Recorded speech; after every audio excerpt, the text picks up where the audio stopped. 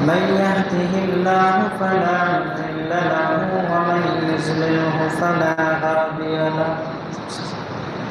أشهد أن لا إله إلا الله وحده لا شريك له وأشهد أن محمدا عبده ورسوله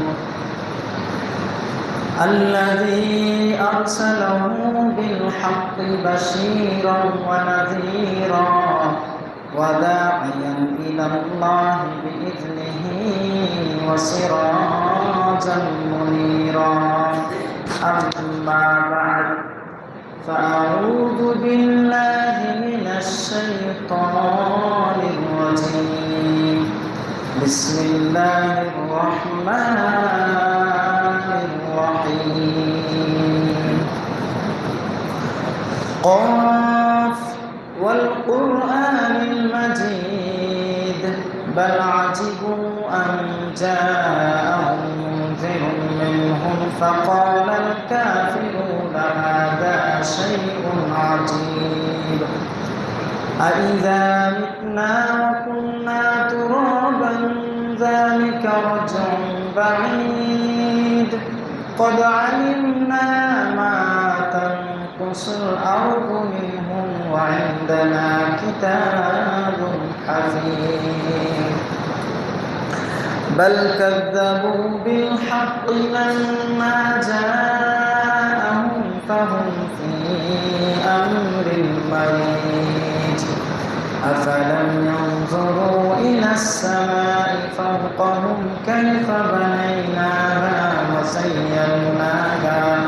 وزيناها وما لها من فروج. والأرض مددناها وألقينا فيها رواسي وأنبتنا فيها من كل زوج بهيج تبصرة وذكرى لكل عبد منيب. ونزلنا من السماء ماء مباركا فأنبتنا به جنات وحبا حصيد والنخل باسقات لها طلع نضيد رزقا للعباد وأحيينا به بلدة ميتا كذلك الخروج. كذبت قبلهم قوم نوح وأصحاب الرس وثمود وعاد وفرعون وإخوان لوط وأصحاب الأيكة وقوم تبع كل كذب الرسل فحق وعيد. أفعينا بالخلق الأول بل هم في لبس من خلق جديد.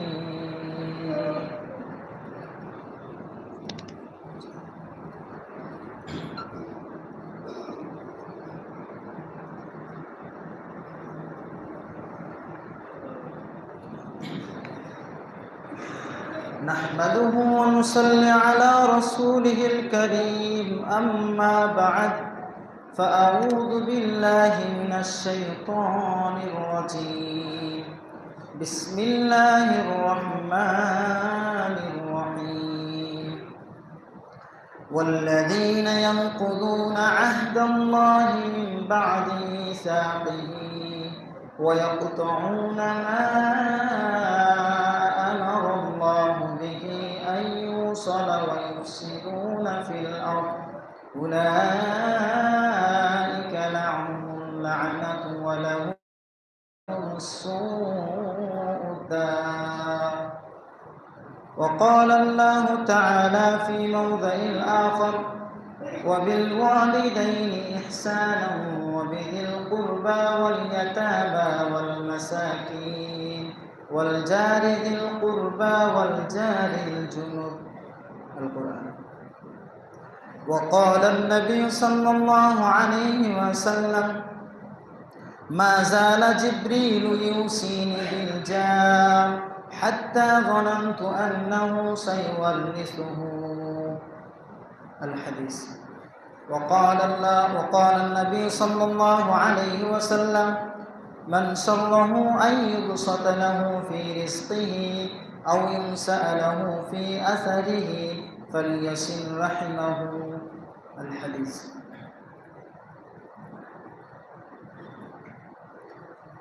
সমস্ত প্রশংসা গুণগান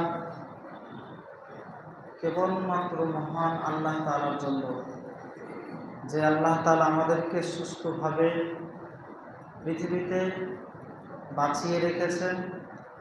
যেই মহান আল্লাহ তাআলার অনুগ্রহে আমরা আজকে জুমার সালাতে একত্রিত হওয়ার সুযোগ পেয়েছি। সেই মহান আল্লাহ তাআলার যে নিয়ামত, আমাদের উপর তার যে দয়া সবসময় ঘিরে আছে, তার নিয়ামত, তার দয়া এর কৃতজ্ঞতা করে, এর প্রশংসা করে আমরা কখনোই শেষ করতে পারবো না। সেজন্য সেই মহান আল্লাহ তাআলার শেখানো ছোট্ট একটি বাক্যের দ্বারা আমরা সকলেই হৃদয়ের গভীর থেকে প্রাণ উজাড় করে দিয়ে তার শুকরিয়া জ্ঞাপন করি। আমরা সকলেই বলি আলহামদুলিল্লাহ। অতঃপর প্রিয় নবী, সর্বশেষ চূড়ান্ত নবী রাসূল মুহাম্মদুর রাসূলুল্লাহ সাল্লাল্লাহু আলাইহি ওয়াসাল্লামের উপর অসংখ্য অগণিত শান্তির ধারা অবতীর্ণ হোক। আল্লাহুম্মা সাল্লি আলাইহি আল্লাহুম্মা বারিক আলাইহি। সম্মানিত উপস্থিতি, ইতিপূর্বেই আপনাদের সম্মুখে পবিত্র কোরআনুল কারীম থেকে দুইটি আয়াত আনুষঙ্গিক রাসূলুল্লাহ সাল্লাল্লাহু আলাইহি ওয়াসাল্লামের দুইটি হাদিস পরিবেশন করেছি। উক্ত কোরআনের দুটি আয়াত এবং হাদিস দুটিকে সামনে রেখে আজকের আমার সংক্ষিপ্ত আলোচনা করে ইতি টানব ইনশাআল্লাহ আজিজ। ওয়া মা তাওফীকি ইল্লা বিল্লাহ আলাইহি তাওয়াক্কালতু ওয়া ইলাইহি উনীব। আজকে মূলত দুইটি বিষয়ের উপর আপনাদের সামনে আলোচনা করব, এবং যে দুইটি বিষয় নিয়ে আলোচনা করব দুইটি হাদিসকে কেন্দ্র করে। আমরা বলতে পারি যে দার্সে হাদিস বা হাদিসের পাঠ। প্রথম যে হাদিসটি আলোচনা করব সেটা বর্ণনা আছে সহিহুল বুখারী 6015 নম্বর হাদিস এবং সহিহ মুসলিমের 2624 নম্বর হাদিস। হাদিসটি আছে প্রথমত প্রতিবেশীর অধিকার সম্পর্কে, প্রতিবেশী সম্পর্ক। হাদিসের সর্বপ্রথমে অনুবাদ আমরা করব, তারপরে সেই হাদিসের যে শব্দগুলো বর্ণনা করা হয়েছে সেই শব্দগুলোকে নিয়ে সংক্ষিপ্ত কিছু আলোচনা, তারপরে হাদিসের সংক্ষিপ্ত কিছু জ্ঞান, ব্যাখ্যা, বিশ্লেষণ, সর্বোপরি হাদিস থেকে আমাদের জন্য কি পাঠ আছে, শিক্ষা আছে, সেই বিষয়গুলোকে একের পর এক আলোচনা করব। তাহলে প্রথম যে হাদিসটি নিয়ে আজকের জুমার খুতবায় আলোচনা করব সেটা প্রতিবেশী সম্পর্কে হাদিস। হাদিসের বর্ণনাকারী স্বয়ং রাসূলুল্লাহ সাল্লাল্লাহু আলাইহি ওয়াসাল্লামের স্ত্রী আয়েশা রাদিয়াল্লাহু তাআলা আনহা। তিনি স্বয়ং বর্ণনা করছেন যে নবীজি সাল্লাল্লাহু আলাইহি ওয়াসাল্লাম বলেছেন, মা জালা জিবরিলু ইউসিনি বিল জার। যে রাসূলুল্লাহ সাল্লাল্লাহু আলাইহি ওয়াসাল্লাম বলছেন যে জিবরিল ফেরেশতা আমাকে এমনভাবে প্রতিনিয়ত প্রতিবেশীদের সাথে ভালো ব্যবহারের নির্দেশ দিতে লাগলেন যে হাত্তা জনান্তু, শেষ পর্যন্ত এমনকি আমি ধারণা করতে লাগলাম যে আন্নাহু সাইওয়ারিসাহু, যে অচিরেই মনে হচ্ছে সেই প্রতিবেশীকে আমার ওয়ারিস বানিয়ে নেওয়া হবে। এখানে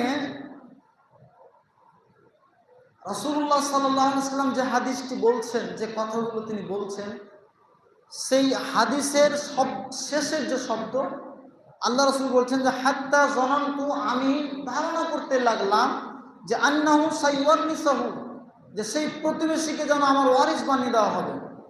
এখানে সাইওয়ারিসাহু শব্দটি ব্যবহার করা হয়েছে। ওয়ারিস, অচিরেই ওয়ারিস বানিয়ে নেওয়া হবে।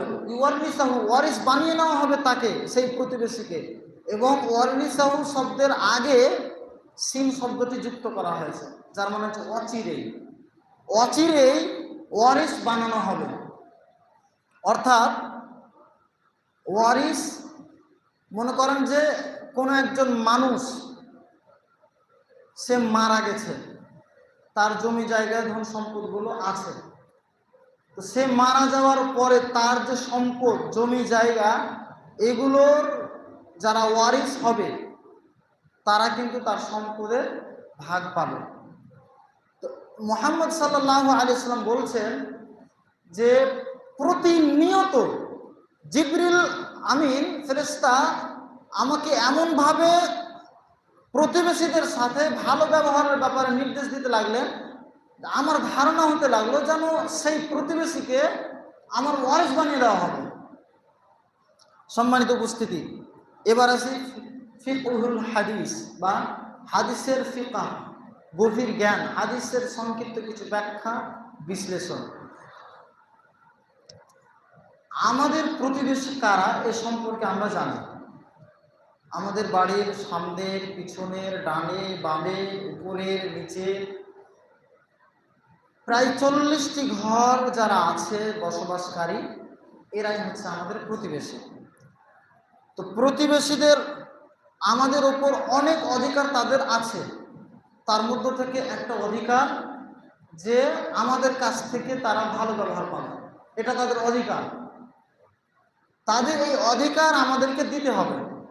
তাদের সঙ্গে এমন কোনো আচরণ, এমন কোনো কথা বলা যাবে না যে আচরণ কথাটা তাদের জন্য দুঃখের কারণ হয়ে দাঁড়াবে, তাদের জন্য মন খারাপের কারণ হবে, তারা মন দুঃখ পাবে, কষ্ট পাবে, এমন কোনো আচরণ করা যাবে না। স্বভাব আমাদের যাতে ফুটে না ওঠে। সুতরাং আমাদের যেটা কর্তব্য হচ্ছে যে প্রতিবেশীদের জন্য আমরা সবসময় কল্যাণ কামনা করব, তাদের সাথে ভালো ব্যবহার করব, তাদেরকে মাঝে মাঝে আন্তরিকতার মতো মিশে যাওয়ার জন্য মাঝে মাঝে আমরা তাদেরকে ছোটোখাটো কিছু উপহার দিতে পারি। তাদের ছোট ছোট বাচ্চা কাচ্চা যারা আছে তাদের জন্য কিছু খাবার, কিছু খেলনা জিনিস আমরা নিয়ে এসে দিতে পারি। এতে করে সবাই খুশি হবে এবং একে অন্যের সাথে গভীর একটা সম্পর্ক গড়ে উঠবে।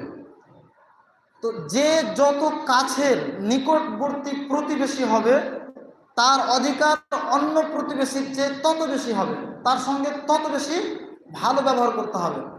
সম্মানিত শান্তিপ্রিয় শ্রোতা মণ্ডলী, একটু ভেবে দেখুন এই হাদিসটিকে কেন্দ্র করে এখানে কে কাকে কাদের সঙ্গে ভালো ব্যবহার করার প্রতিনিয়ত নির্দেশ দিচ্ছেন। আমরা প্রত্যেকটা প্রশ্নের উত্তর কিন্তু পেয়ে যাচ্ছি হাদিসের মধ্যে, যে স্বয়ং জিবরিল ফেরেশতা পৃথিবীর মধ্যে সর্বশ্রেষ্ঠ মানুষ, সর্বশ্রেষ্ঠ রাসূল মুহাম্মদ সাল্লাল্লাহু আলাইহি ওয়াসাল্লামকে আদেশ করছেন, নির্দেশ দিচ্ছেন। কি নির্দেশ দিচ্ছেন? প্রতিবেশীদের সাথে ভালো ব্যবহার করা। তাহলে প্রতিবেশীদের সঙ্গে ভালো ব্যবহার করা এটা কত গুরুত্বপূর্ণ একটা বিষয়। রাসূলুল্লাহ সাল্লাল্লাহু আলাইহি ওয়াসাল্লামের এক ইহুদি প্রতিবেশী ছিল, ইহুদি। তো রাসূলুল্লাহ সাল্লাল্লাহু আলাইহি ওয়াসাল্লাম তার সঙ্গে ভালো আচরণ করতেন, তাকে প্রতিনিয়ত সুন্দরভাবে সাবলীল ভাষায় খুব আন্তরিকতা দিয়ে তাকে ইসলামের প্রতি আহ্বান করতেন, ইসলামের কথাগুলো বুঝাতেন। সুতরাং আমাদেরও কর্তব্য হচ্ছে, আমরা যেহেতু রাসূলুল্লাহ সাল্লাল্লাহু আলাইহি ওয়াসাল্লামের উম্মত, আমরা যদি সত্যিকার অর্থেই রাসূলুল্লাহ সাল্লাল্লাহু আলাইহি ওয়াসাল্লামকে ভালোবেসে থাকি, তাহলে আমাদের উচিত হবে জীবনের প্রত্যেকটা ক্ষেত্রে রাসূলুল্লাহ সাল্লাল্লাহু আলাইহি ওয়াসাল্লামের অনুসরণ এবং তার অনুকরণ করা। ঠিক প্রতিবেশীদের ব্যবহার রাসূলুল্লাহ সাল্লাল্লাহু আলাইহি ওয়াসাল্লাম কেমন করেছেন, ব্যবহার করতে কেমন নির্দেশ দিয়েছেন, সেটাও কিন্তু আমাদেরকে ফলো করতে হবে। সুতরাং প্রতিবেশীদেরকে কোনো রকমের কষ্ট দেওয়া যাবে না, তাদের উপর কোনো রকমের বাড়াবাড়ি করা যাবে না, ভালো আচরণ করতে হবে এবং তাদের দুঃখে কষ্টে সমস্যায় নিজ নিজ জায়গা থেকে সাবধানুপাতে আমাদেরকে সহযোগিতা করতে হবে। এই হচ্ছে প্রতিবেশীদের ওপর আমাদের করণীয়। সম্মানিত উপস্থিতি, এবার আসি এই হাদিসটিকে কেন্দ্র করে আরও দু একটা কথা বলি। তাহলে রাসূলুল্লাহ সাল্লাল্লাহু আলাইহি ওয়াসাল্লামকে জিবরিল আমিন নির্দেশ দিয়েছেন, অন্যান্য হাদিসে রাসূলুল্লাহ সাল্লাল্লাহু আলাইহি ওয়াসাল্লামও নির্দেশ দিয়েছেন প্রতিবেশীদের সাথে ভালো সম্পর্ক করা, ভালো ব্যবহার করা। কিন্তু আজকে কি আমরা এমনটা করি? আমাদের সমাজের দিকে একটু দেখুন তো, সমাজের মানুষ প্রতিবেশীদের সঙ্গে সত্যিই কি সুন্দর সম্পর্ক রেখেছে? না। আজকে আমরা কোনো মানুষের কল্যাণ কামনা করতে পারি না। প্রতিবেশী কোনো এক প্রতিবেশী যদি মানে তার জীবনটা যদি উন্নয়ন হতে থাকে, ভালো কিছু যদি অর্জন করতে শুরু করে, যদি সে ব্যবসায় সাফল্য অর্জন করতে শুরু করে, যদি চাকরি পেয়ে যায়, তার সুনাম খ্যাতি যদি সমাজের চতুর্দিকে ছড়াতে লাগে, তাহলে আমরা বেশিরভাগ প্রতিবেশী, বেশিরভাগ মানুষই আমরা এমন আছি যে সেটা আমার জন্য সহ্যনীয় হয়ে ওঠে না। আমি সেটাকে সইতে পারি না, হজম করে নিতে পারি না। আমার মধ্যে হিংসা চলে আসছে, জ্বলন প্রক্রিয়া শুরু হয়ে যাচ্ছে। তার সম্মান, তার সুখ্যাতি কিভাবে একেবারে নিমিষে মিটিয়ে দেওয়া যায়, তার বদনাম কিভাবে সমাজের চতুর্দিকে ছড়িয়ে দেওয়া যায়, কিভাবে তার জীবনের যে গতি, যে গতিতে সামনের দিকে এগিয়ে যাচ্ছে, সেই গতি কিভাবে দবিয়ে দেওয়া যায়, এই সব ব্যাপার নিয়ে আজকে আমরা খুব চিন্তিত, খুব চেষ্টা চালিয়ে যাচ্ছি। প্রতিবেশী কেউ কোনো সমস্যা করলে, বিপদে পড়লে, কারো কোনো কিছু হারিয়ে গেলে, কারো উপর কোনো রকমভাবে অন্যায় অত্যাচার হলে, কারো উপর মারধর হলে আমরা খুব আনন্দ পাই, আমরা হাসি এইরকমভাবে আমরা মানুষের মানে প্রতিবেশীদের সাথে বিহেভ করি, আমরা আচরণ করি। এটা কিন্তু একজন মুসলিমদের কখনোই বৈশিষ্ট্য হতে পারে না। বিভিন্ন রকমভাবে আমরা প্রতিবেশীদেরকে প্রতিনিয়ত তাদেরকে ক্ষত বিক্ষত করে তুলি এবং মানুষের আত্মসম্মানে আঘাত দেওয়ার ব্যাপারটা আমরা সবাই করছি। এ থেকে কেউ আমরা মুক্ত নয়। গীবত, পরচর্চা, পরনিন্দা, সমালোচনা করা, অপবাদ দেওয়া, এগুলো না করলে আমাদের মনে শান্তি পায় না। আর বিশেষ করে মেয়েদের ব্যাপারটা তো মানে না বলাই যথেষ্ট। মানে তাদের অবস্থাটা এমন হয়েছে, এবং সায়েন্স যেটা বলছে এটা বাস্তব, তাদের অবস্থাটা এমন হয়েছে যে একে অন্যের দোষ ত্রুটি যদি চর্চা না করে বেড়ায়, তাহলে তার পেট ফুলতেই থাকবে, হজম করতে পারবে না। যতক্ষণ না পর্যন্ত অন্য কাউকে না বলবে, কারো দোষ ত্রুটি, কারো ব্যাপারে অপবাদ না দেবে, তাদের মন ভালো থাকবে না। আর তাই হচ্ছে। আর এই করে করে আমাদের সমাজটাকে কুড়ে খাচ্ছে। শান্তি নেই সমাজে, পরিবারে শান্তি নেই, সমাজে শান্তি নেই, কারোর সঙ্গে কারো ভালো সম্পর্ক কি করে হবে? আমাদের মনটাকে ভালো করতে হবে, স্বচ্ছ করতে, পবিত্র করতে হবে ইত্যাদি। যাই হোক, সময় যেহেতু গড়িয়ে যাচ্ছে, এই হচ্ছে প্রথম হাদিস সম্পর্কে কিছু আলোচনা, প্রতিবেশী সম্পর্কে। এবার আসি দ্বিতীয় যে হাদিস। দ্বিতীয় হাদিসটা আমাদের বর্তমান সময়ের জন্য খুবই উপযোগী, যদিও আমরা এই বিষয়টাকে খুবই গুরুত্বহীনতার সাথে আমরা দেখছি, কিন্তু এটাকে অত্যন্ত গুরুত্ব দিয়ে দেখা উচিত আমাদের, এবং খুবই ভাইটাল, ভয়ঙ্কর বিষয় একটা। সেটা হচ্ছে আত্মীয়তার সম্পর্ক। আত্মীয়তার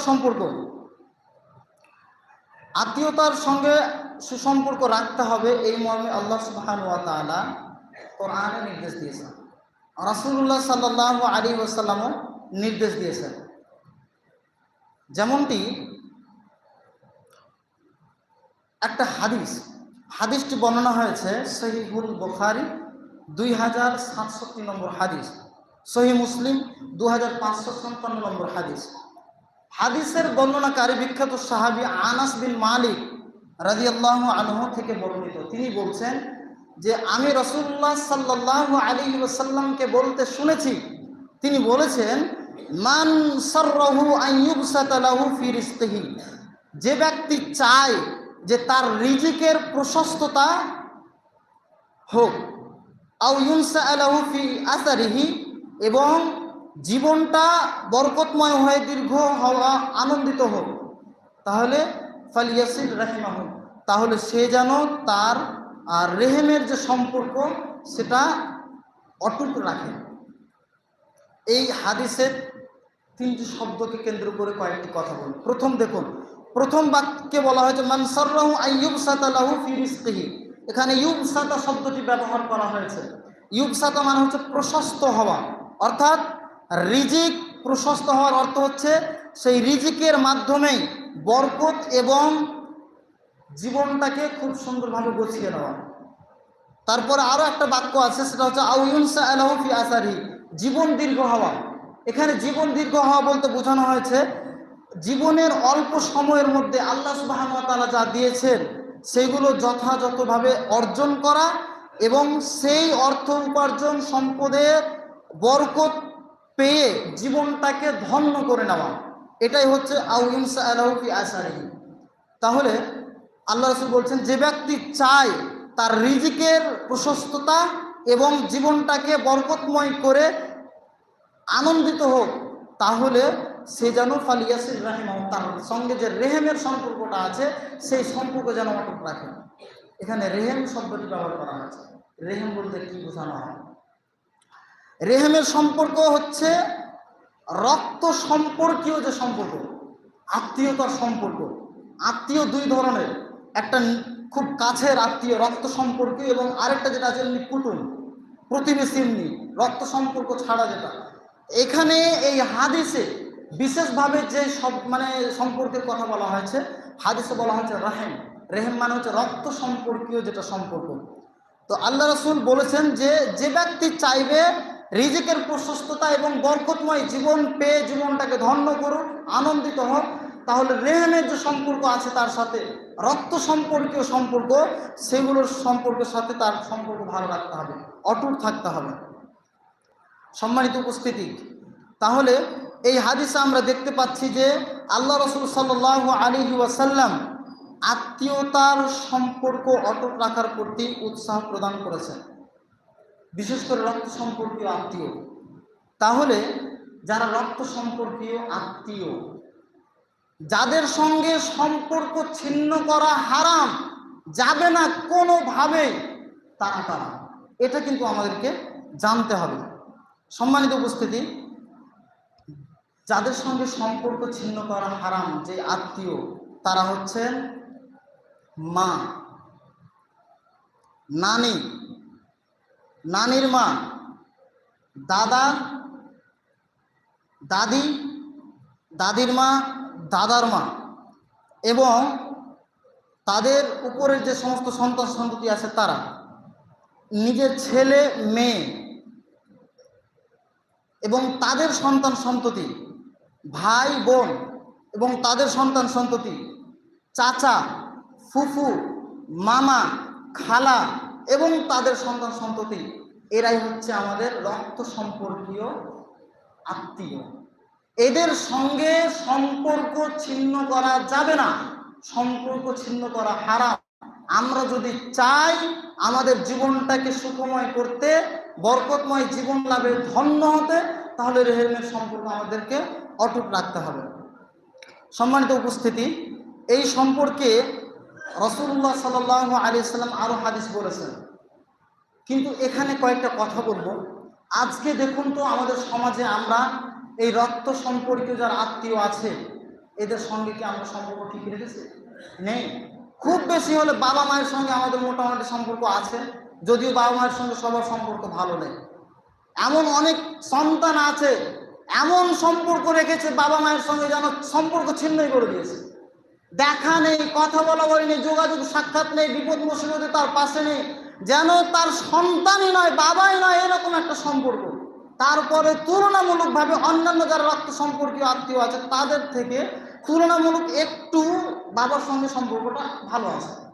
কিন্তু আরও যে সম্পর্ক আত্মীয় আছে, চাচা বলেন, চাচি, ফুফু বলেন, মামা বলেন, খালা বলেন, এদের সঙ্গে মোটামুটি আছে। কিন্তু একটা বিষয়, আমাদের সমাজে সবচাইতে অবহেলিত যে আত্মীয় সেটা হচ্ছে ফুফু, বাবার বোন। এই বাবার বোনদের সাথে আমাদের সম্পর্ক প্রায় মানুষেরই ভালো নেই। কেন এরকম সম্পর্ক? সেটা আপনার নিজের বাবার বোন, রক্তের সম্পর্ক। আজকে ফুফুদের যখন বিয়ে হয়ে যায়, বিয়ে হয়ে যাওয়ার পরে ফুফুদের সঙ্গে তেমন যোগাযোগ সম্পর্ক রাখে না, আর বাবারাও তার বোনের সঙ্গে এমন সম্পর্ক আছে বিয়ে হয়ে গেল মানে সে পর হয়ে গেল। প্রতিনিয়ত তার একটা যখনই ফ্রি হবে, সময় পাবে, 2 দিন 5 দিন পর পর হোক, 1 সপ্তাহ পর হোক, মাঝে মাঝে যখনই ফ্রি হবে একটু ফোন করে তাদের সঙ্গে কথা বলবো, কেমন আছে, কোনো সমস্যা হচ্ছে কিনা, বাড়িতে মাঝে মাঝে একটু ডেকে নেওয়া, তাদের বাড়িতে ঘুরতে যাওয়া, এই সম্পর্কগুলো আজকে ওরকম থাকছে না। বিয়ে হয়ে গেল মানে বোনের সঙ্গে সম্পর্ক দূরত্ব। আর ফুফুদের সঙ্গে আমরা এমন সম্পর্ক করেছি যেন কেউ না, রক্তের সম্পর্ক। এমনটা করবেন না, এতে করে তারা অনেক কষ্ট পাবে, এতে দুঃখ পাবে, তারা মন খারাপ হবে। তাদের সঙ্গে প্রতিনিয়ত যোগাযোগ সম্পর্ক এগুলো কিন্তু আমাদেরকে নিতে হবে। আরেকটা আসি, আজকে প্রায় সমাজের মানে প্রত্যেকটা মানে পরিবারে দেখা যায় চাচা চাচির সঙ্গে ভালো সম্পর্ক নেই। বিশেষ করে চাচাদের সাথে ভালো সম্পর্ক নেই। জমি জায়গা নিয়ে দ্বন্দ্ব ঝামেলা হয়েছে, ব্যাস অনেক কথা কাটাকাটি, রাগারাগি, মারামারি যা হয়েছে।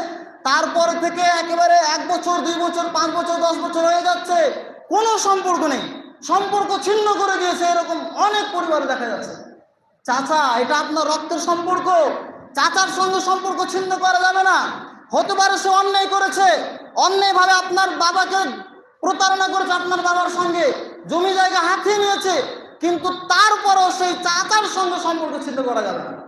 অবশ্য আপনি অভিমান দেখাতে পারেন, কথা না বলতে পারেন একটু মাস, কয়েক মাস, কিন্তু টোটালি একদম তার সঙ্গে কোনো সম্পর্ক থাকবে না, সম্পর্ক ছিন্ন করে দেবেন, এমন কিন্তু করা যাবে না। আজকে অবাক লাগে, চাচাতো ভাই এটা আপনার নিজের সম্পর্ক, চাচাতো ভাই এদের সঙ্গে যেমন যতটা না আমাদের সম্পর্ক, তার চাইতেও বেশি গভীর সম্পর্ক হচ্ছে আমাদের শ্যালকের সঙ্গে, যারা সালা